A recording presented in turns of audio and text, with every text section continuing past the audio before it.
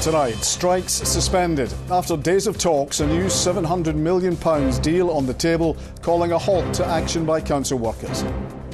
The industrial might of Unison members up and down the country, either taking action in waste and recycling centres or threatening action in schools and early years centres, which I think has really focused minds.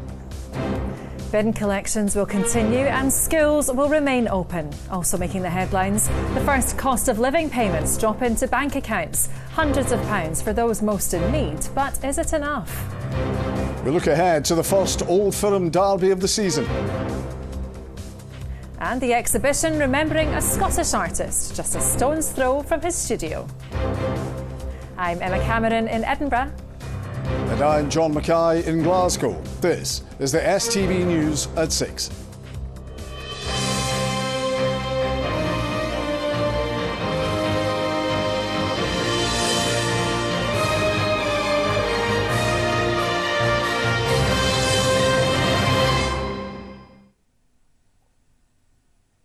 Good evening. The talks have gone on for months, in recent days lasting into the night. This evening, a breakthrough. Strikes due to take place across Scotland next week have been suspended after a fresh pay offer was put forward. The £700 million deal calls a halt to walkouts by waste workers and ends the threat of school closures next week. It's a victory for unions who banded together to push for a better pay offer for thousands of council staff up and down the country, pushing the original offer of 2% up to 10% for some, as Caroline Lewis reports. Empty bins line the streets this afternoon, but these were the familiar scenes just days ago, and next week could have brought more of the same as the ongoing dispute rumbled on. Late this afternoon, a fresh offer was put on the table, but it's taken 8 months to get here. Council leaders have been very clear about what is affordable to local authorities. We did receive additional funding from Scottish Government, which was welcomed, and with that additional funding we were able to revise the pay offer. Further strikes were due to take place next week, once again halting rubbish collection and closing schools, early years and nurseries. But after securing a £700 million offer, walkouts have been halted as unions declare victory. We're very pleased that additional money has been found. It has been the industrial might of Unison members up and down the country, either taking action in waste and recycling centres or threatening action in schools and early years centres, which I think has really focused minds. If the new deal goes ahead, all council workers will get an extra 5 to 10% added to their pay packet. But it'll work on a sliding scale based on earnings.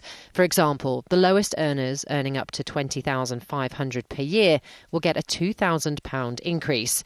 People earning between £39,000 and £60,000 will have 5% added to their salary, and those earning above £60,000 will get a maximum of £3,000. They have ensured that all pay rises will be put into pay.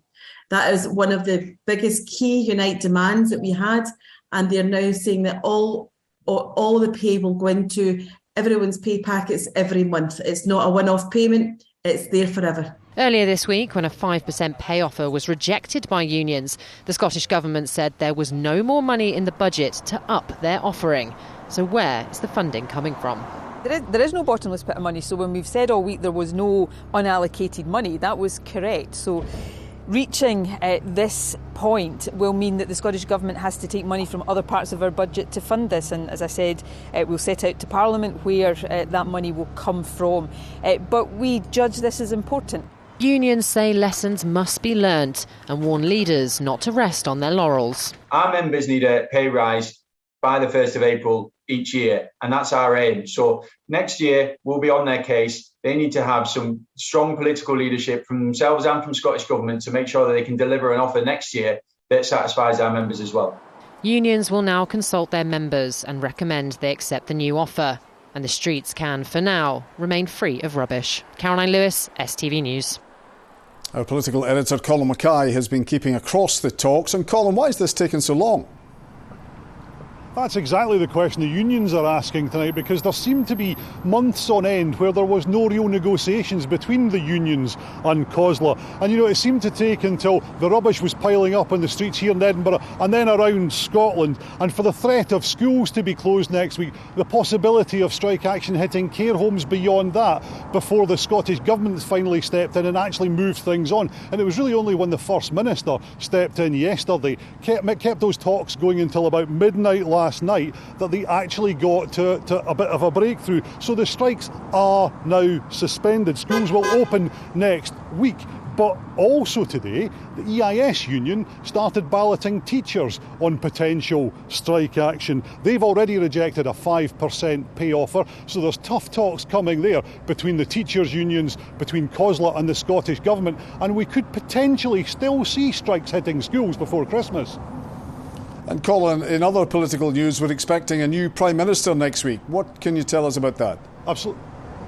Just in the last hour, voting has closed in the Conservative leadership contest. So on Monday, everyone expects Liz Truss to be declared the new leader of the Conservative Party. On Tuesday, she'll become Prime Minister. Now, if you think back to when Theresa May and Boris Johnson became Prime Minister, one of the first things they did was scoot up to Scotland for a meeting with the First Minister in Bute House. Don't expect that to happen this time, though. I think Prime Minister Liz Truss will be calling all the devolved leaders to Downing Street for some sort of summit on the cost of living crisis, because that's got to be the top priority for every government right now. Colin, outside the Scottish Parliament, thank you.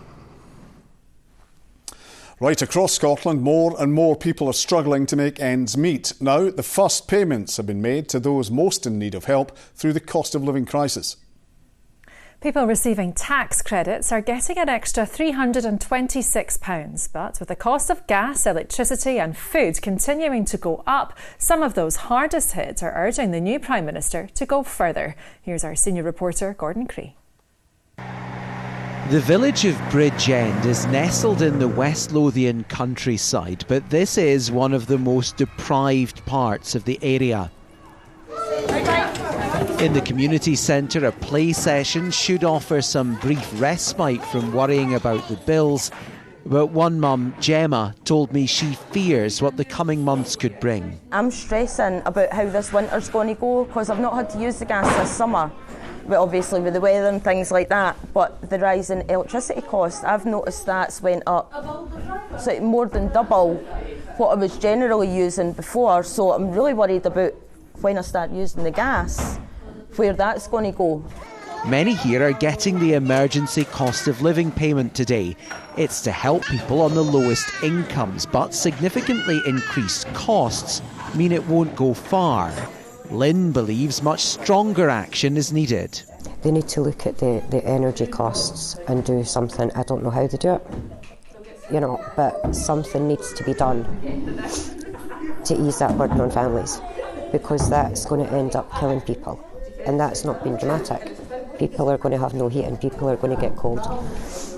We hear a lot, don't we, about inner city poverty, but the stark reality is times are tough everywhere. A study today has found 8 out of 10 parents in Scotland are worried about how they're going to pay their energy bills in the next year. And if you're struggling somewhere like this, it can feel even more like the odds are stacked against you. There's only one shop in the village, and the nature of that means you're not going to get the same cheap deals as at a big supermarket. Many people here don't have a car. It's on a bus route, but the actual service is few and far between. Back at the community centre, Lee told me how her organisation is trying to make a difference.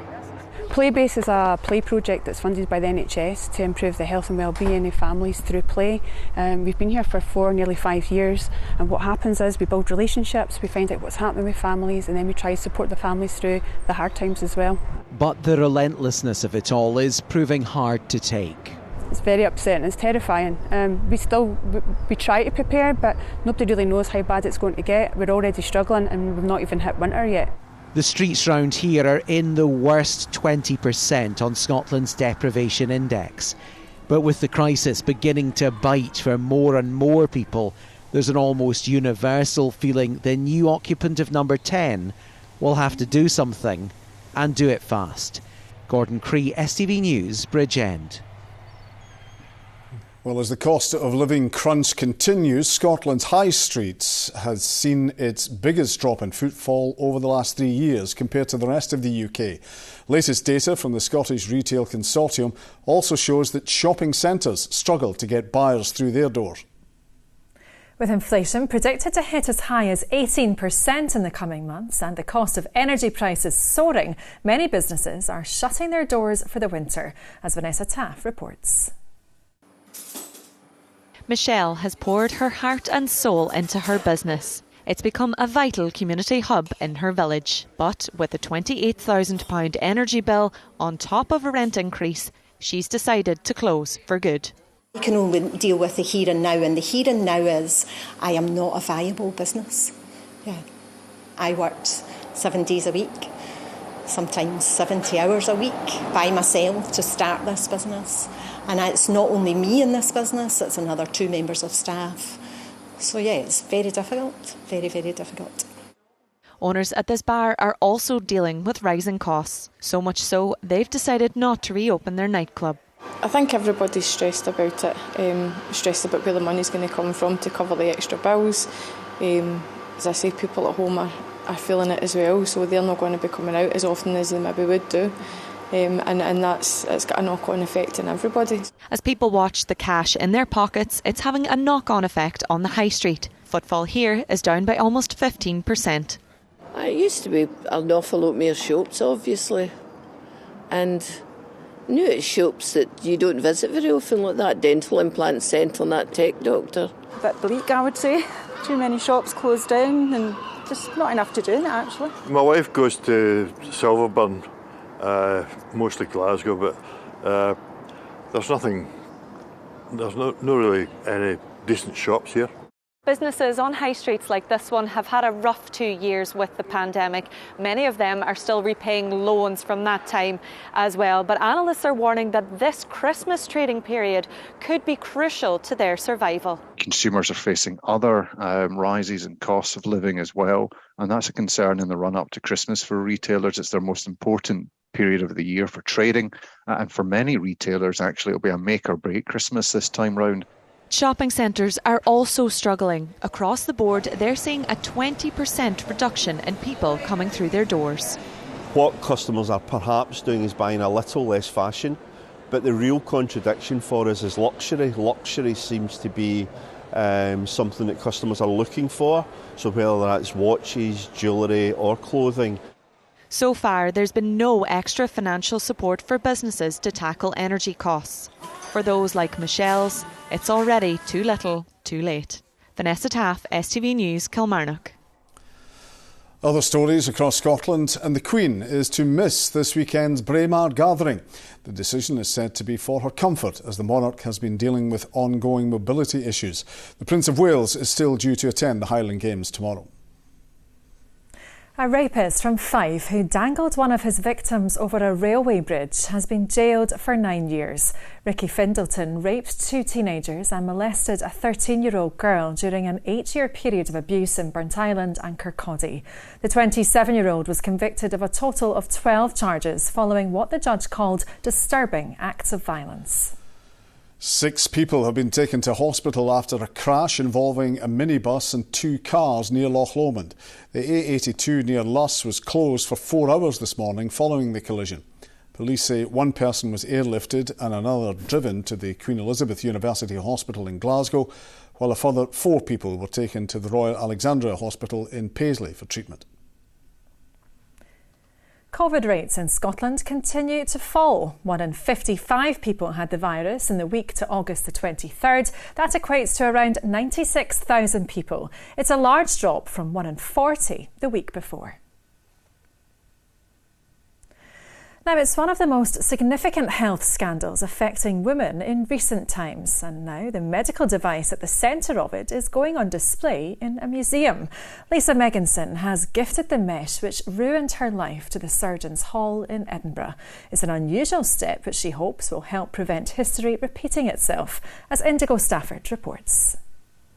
It's ruined my life, and it's ruined my family's lives. It was supposed to help. But while having a mesh implant fitted did change Lisa's life, it wasn't for the better. In 2017, I'd swung round on the chair in my office and I'd felt an almighty tear in my pelvis, and within 2 weeks all of my hair, my complete body hair, had fallen out. I would swell up. I swelled up one time. They tested me for mumps. I was so swollen. And pain was just sometimes off the wall. Over the last 20 years, thousands of women in Scotland have been given transvaginal mesh implants to treat urinary or pelvic problems. But the procedure was suspended after it emerged that some women experienced debilitating side effects. I can't just go through all of this trauma and, it's physical trauma, it's mental trauma, and have this removed and it just sits on a shelf in a lab or it gets incinerated. I wanted to show people and, educate people. And how did it feel seeing that display for the first time? Well, I am delighted, but at the end of the day, it marks a horror story for me.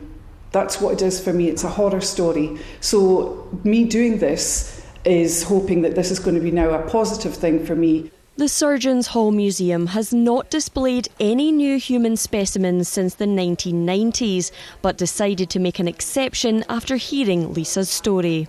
So this device stands as a kind of physical representation of a significant moment in women's health and in the wider medical history. By having a physical representation that's been surgically removed, allows the visitor to see for themselves the impact that this device has had on the patient. While the display can't change what happened to Lisa and women like her, it could play a role in preventing history from repeating itself. Indigo Stafford, STV News, Edinburgh. An exhibition celebrating the work of the artist Norman Gilbert is opening in Glasgow 3 years after he died. The show at the Tramway in the south side of the city is just a stone's throw from where he had his studio in Pollokshields. Despite his work being celebrated across the world, he was never quite recognised in the city he called home until now, as Susan Ripple reports. Friends and family were so often asked to sit for Norman Gilbert. He loved to paint the people who enriched his life, and his sons featured in many of his pieces. Friends have often said, it must be exciting for you seeing yourselves in the paintings, and I don't see it that way. I always see it as his view of us. I'm sort of turning around, I'm not somebody who's looking at me in a painting, I'm looking at my dad looking at me, which he's then transferring to a painting. So there's a whole other way of looking at them, so that they are a record of us, but they're our dad's record of us. This is the first time there's been a public exhibition of his work in Glasgow. It's being held at the Tramway, just a stone's throw away from the family home where Norman had his studio. He continued to paint here in his 90s. What disappointed him through his life that he didn't get the local recognition as much as he could have wished. There were people, even abroad and in London and latterly in New York and so forth, that were recognising the work, but he wasn't feeling that he was best appreciated at home. But I think this turns the table on that. He was so prolific, and he's such an incredible artist and such a master of kind of playful experimentation. It's such a shame that his work's been such a well-kept secret, but I really feel that Tramway, as his local art centre, we're the place to be kind of mounting this exhibition now to celebrate and platform his legacy. Norman's chair and palette are also part of the exhibition, and of course, his last painting. Susan Ripple, STV News, Glasgow. Hundreds of people will gather in Glasgow's Kelvin Grove Park tomorrow to mark one of the most significant days in the Hindu calendar. Drums, music and food will all be on show. Sasha Spratt has more. A final practice before the big celebration. These are just some of the dozens of performers who will be taking to Kelvin Grove Park for the biggest day of this annual Hindu festival. There will be a lot of, our community people coming together. Also, all from Glasgow, all over people, they also like the colourful, the event is so colourful. So it's kind of, feels so good, away from the home, and you're celebrating this festival with people from various cultures. They come together and they enjoy it. The 10-day event marks the birth of the god Ganesh. It was once a family affair, but grew to the annual gathering now celebrated. During British times, what happened was, because there was so much of caste discrimination, and also it was very important for some people who are working for national unity to bring all those people out of their homes into a more communal setting, into a more social setting. So then people thought, why not, those visionaries of those times, they thought, why not bring God to the people? That's when all these social celebrations started. Hundreds are expected in the park. Come in, everybody. But once the dancing and music comes to an end, worshippers gather at Glasgow's temple for a moment of reflection. Caste, colour, creed cannot separate humanity. So everyone can go and unite themselves, pray themselves and get the blessings from God. Is to unite people, serve the community in a whatever possible manner. It's not only the celebration, it's more of an helping the problems, sorting out the problems, because it's a community event. Celebrations start at 3 in the afternoon. Expect these colours and sounds just a lot louder. Sasha Spratt, STV News, Glasgow. It's Friday, it's sport, it's Raman.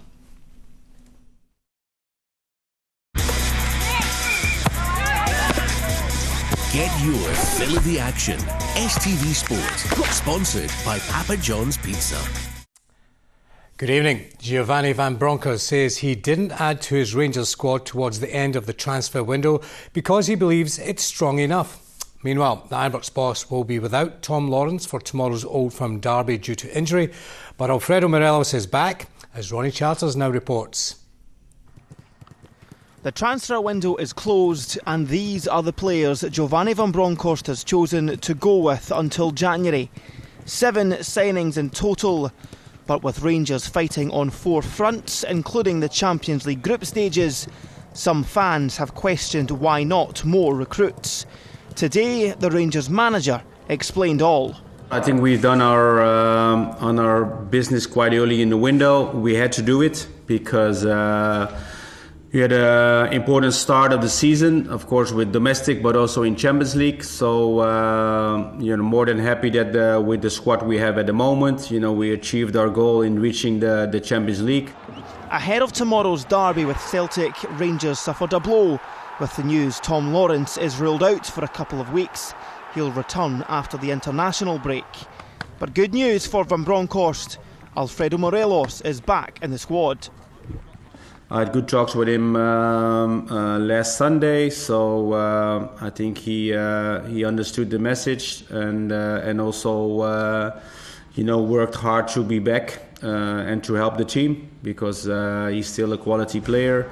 Already sitting 2 points behind their rivals in the Premiership table, the Rangers squad know the importance of 3 points tomorrow. The Old Firm games can play a big part in that final placing. They can have a big say on what happens in the league. We know it's early days in the season, as you said, but they're always important. Of course, we don't want to allow any sort of gap to open. Ronnie Charters, STV News. Ange Postecoglou has called on his Celtic players to keep improving their performance levels, and if they do, Rangers will find it hard to stop them. Meanwhile, the Parkhead boss says latest signing Oliver Abelgard will offer the team something different. Celtic's deadline day signing got straight down to business, training with his new teammates. Oliver Abelgard says he's excited to join the champions. His manager is delighted to add the midfielder to his squad. He brings a bit of size to our team. Most of our side will struggle to get on any rides at Disneyland. Some of our, particularly Gavin Strachan's pretty happy in terms of set pieces that we can get some size in there. But it wasn't just about bringing another big body in there. It's about the fact that, I like that he's, he sort of plays that single pivot really well when needs to, but then can play in a double pivot. Abelgard won't be in the squad for tomorrow's Old Firm derby. Celtic go into the game with a 100% record this season. I think our performances have been getting stronger every week, and that's what we're looking for tomorrow. Improvement in our performance, improvement in the way we do things, and play our football and overcome whatever challenge we have tomorrow, and then that gets you 3 points, and then you move on to the next challenge. We understand the consequence of the game tomorrow. If we get a positive result, it obviously kicks us on a little bit in the league. But the mindset of the group is just to do exactly what we've did in every game so far, and approach it in a positive manner. give our absolute best while we're on the pitch, and like I said, then the consequence of that will take care of itself. Last season, the derby produced some memorable moments for the champions. They'll be aiming for more of the same tomorrow. Louis Moult has joined Motherwell for a second spell, arriving from Burton Albion on a season-long loan deal. The striker was a prolific scorer for the Steelmen during his first stint, scoring 50 goals in 98 appearances. St Mirren had the chance to win 4 league games in a row in the top flight for the first time since 2008 when they take on St Johnstone. Last weekend's 1-0 victory over Hibs moved the Buddies into 6th spot. Assistant Dermot O'Carroll insists getting points on the board early is vital. Sometimes you can have a really good start of the season. Motherwell last year to an extent obviously fell away with results, but they had the points already in the bank. I think it gives everyone buy-in as well to what we're doing. I think obviously we're reasonably new in the job, so getting 9, 12, 15 points on the board nice and early in that first block, hopefully we're in a good position going into the November break, and then with confidence to go into the rest of the season. Cabarrett boss Derek McInnes wants to turn a good week into a brilliant week against Hibernian at Easter Road tomorrow. Well, there are all of the Premiership fixtures. The big one is, of course, at Celtic Park tomorrow. It's a 12:30 kick-off. Motherwell host Dundee United, Livingston face Hearts, while Ross County welcome Aberdeen. And that, folks, is all your sport tonight. Get your fill of the action. STV Sport, sponsored by Papa John's Pizza. Philip has the weekend weather forecast. The outlook for the day is calm and settled.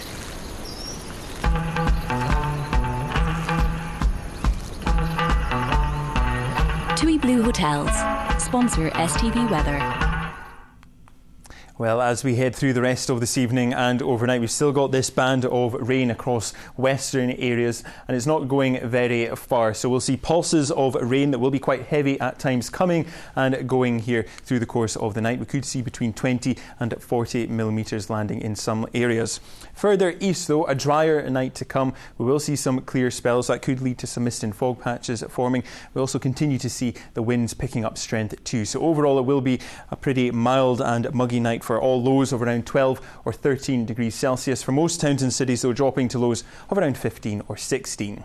Now, looking ahead to tomorrow, that rain will continue to affect south and western areas. The Met Office have issued a yellow weather warning for rain covering parts of Ayrshire, Argyll and Bute, and also parts of Renfrewshire too. So we could see even more rain landing tomorrow. Further east, though, it does remain dry, and again we hold on to the strong winds, and the best of any sunnier spells across central and eastern areas, reaching highs around 20 or 21 degrees Celsius. Where we've got that rain and cloud, though, only reaching highs around 16 or 17.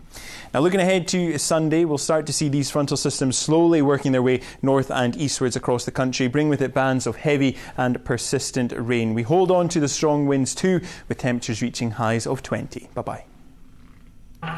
TUI Blue Hotels, sponsor STV Weather.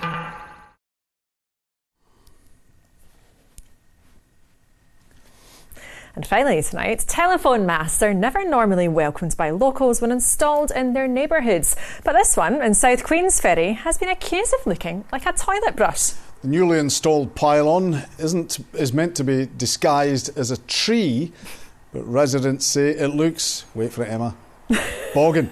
Oh, are you taking credit for that one? Not at all. I'm too ashamed that to. Bad, does it? So what's on Scotland tonight? A few interviews? Yes, half an hour's time, an all-female lineup tonight. I've been chatting to singer-songwriter Eddie Reader, and Laura's been meeting actor Angela Ando to chat all things Bridgerton. That's coming up. Bye-bye. Good night.